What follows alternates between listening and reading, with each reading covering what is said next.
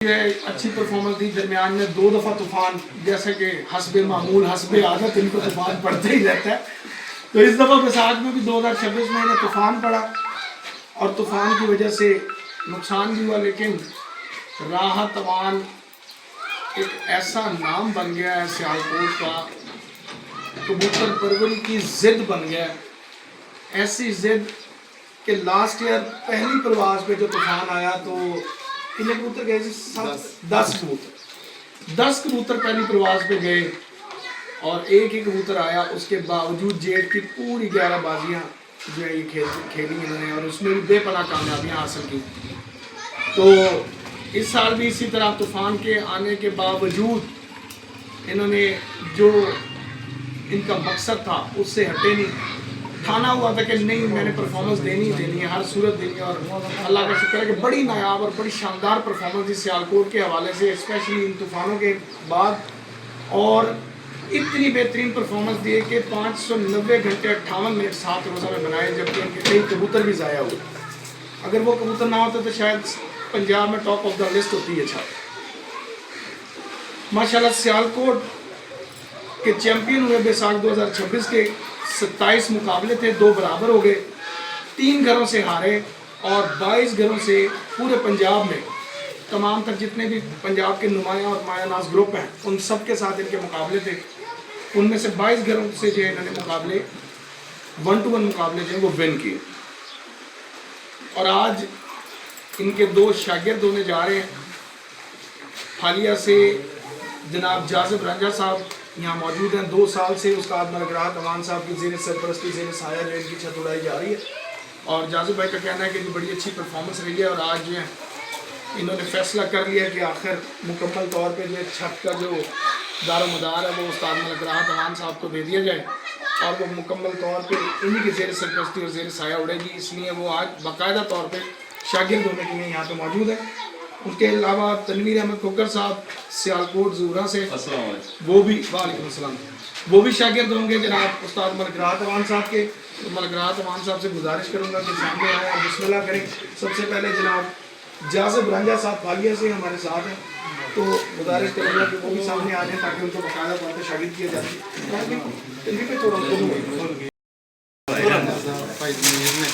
बाकी दोस्तों बात कर रहे थे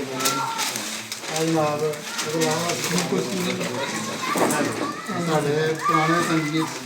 साथी ने पुराने में तो पता बड़िया बात हुई जी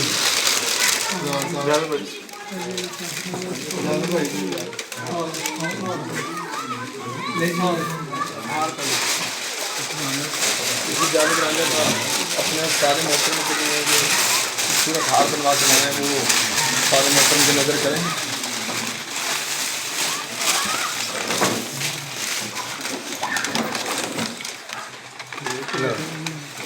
मेरा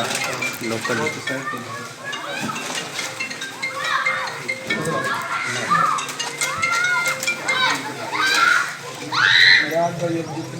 अरसे से माशाल्लाह उस्तादी शकील कर रहे हैं, एक्सपीरियंस तो हो गया इनको, हार को नीचे रखना है और फिर जाके जो है तस्वीर बनवानी है। तो बिस्मिल्लाह करें जी। जाजिब रंजा साहब हालिया मंडी बहाउद्दीन से शागिर्द हो रहे हैं। और यार एक मिनट साथ लगा के सामने लगा के खाना नहीं बस बेहतरीन आएंगे। अब तनवीर साहब बहुत बहुत मुबारक इजाज़त में चलते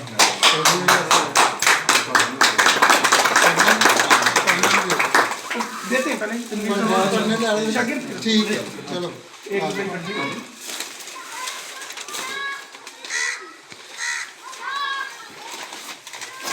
एक और हाथ तनवीर साहब की तरफ से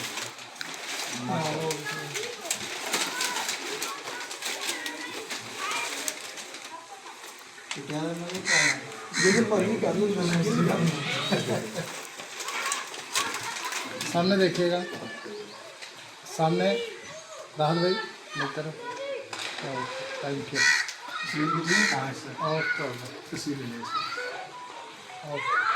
माशाल्लाह बहुत बहुत मुबारक।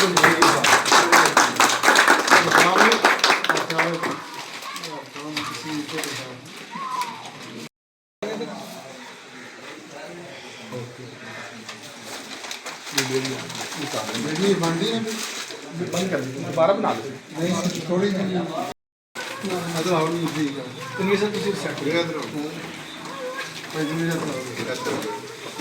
नहीं जी अनमोल ग्रुप की तरफ से इनको हम मुबारकबाद पेश करते हैं दोनों शागिर्दों को और ये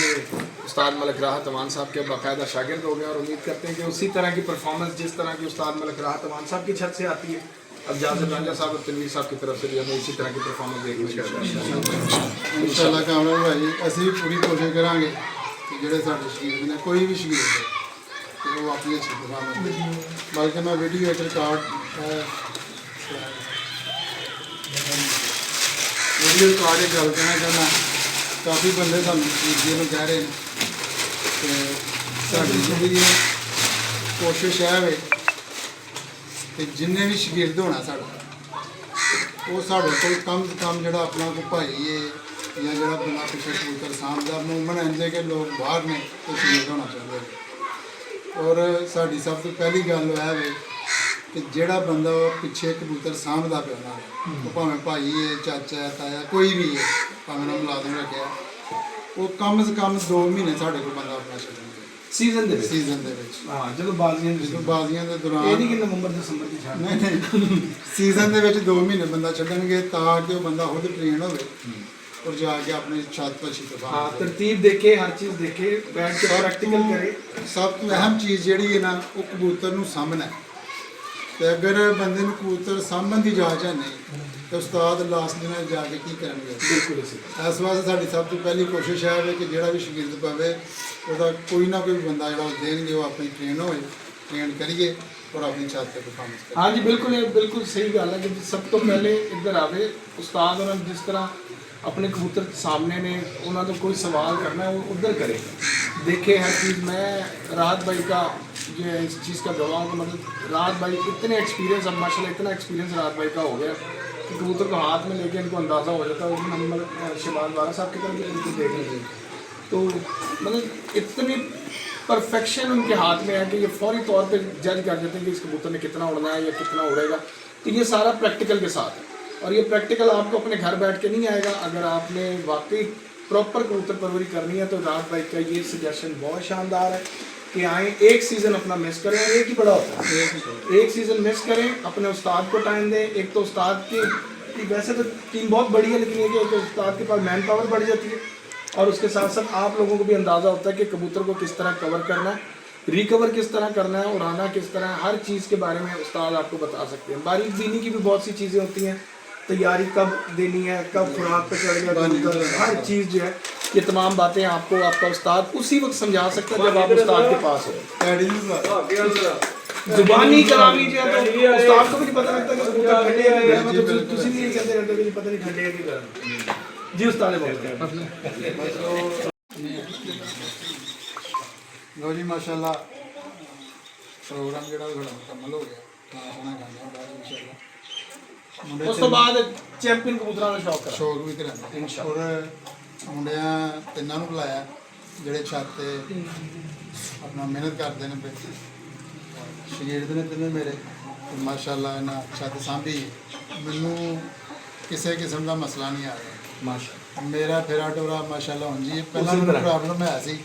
ਕਿ ਪਤਾ ਨਹੀਂ ਕੀ ਬਣਨਾ ਹੈ। हाँ ਲੇਕਿਨ ਬੜੇ ਅੱਛੇ ਕਬੂਤਰ ਸਾਂਭਦੇ ਨੇ ਪਏ ਔਰ ਮਿਹਨਤ ਲੱਗਣ ਨਾਲ ਸਾਂਭਦੇ ਨੇ ਪਏ ਮੇਰਾ ਭਾਈ ਹੈ ਮਤਲਬ ਸੁਨੀਲ ਸਾਹਿਬ ਨਾਲ ਵੀ ਨਾਲ ਨੇ ਕਾਜ਼ਮ ਵੀ ਨਾਲ ਹੈ ਹੈਦਰ ਸਾਹਿਬ ਨੇ ਨਾਲ ਤੇ ਜ਼ਿਆਦਾ ਜ਼ਿੰਮੇਵਾਰੀ ਜਿਹੜੀ ਹੈ ਇਹਨਾਂ ਦੀ ਹੈ ਅੱਛਾ ਉਸਤਾਦ ਮਿਲਣਾ ਵੀ ਇੱਕ ਅੱਲਾ ਦੀ ਤਰਫੋਂ ਇੱਕ नेमत ਹੈ ਅੱਛੇ ਸ਼ਾਗਿਰਦ ਮਿਲਣਾ ਵੀ नेमत ਹੈ ਮੈਂ ਇਹ ਕਹਿਣਾ ਕਿ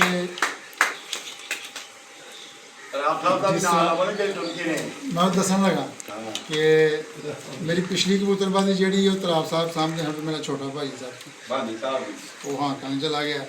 वो जान नाल सानू काफ़ी फर्क पिया बल्कि मैनू भी पिया तो मेरे शागिर्दां नू भी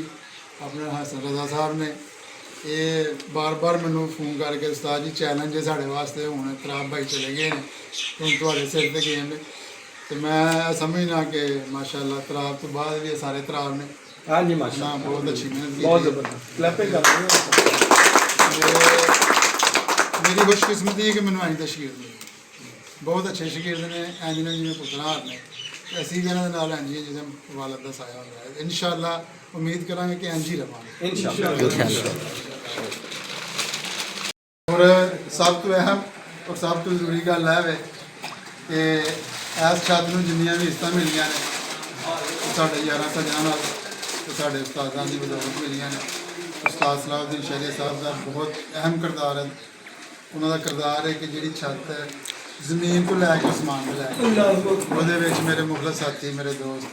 ਮਲਕ ਹਸਨ ਅਵਾਨ ਸਾਹਿਬ ਨੇ, अपना तारिक भट्टी साहब, उस्ताद जिला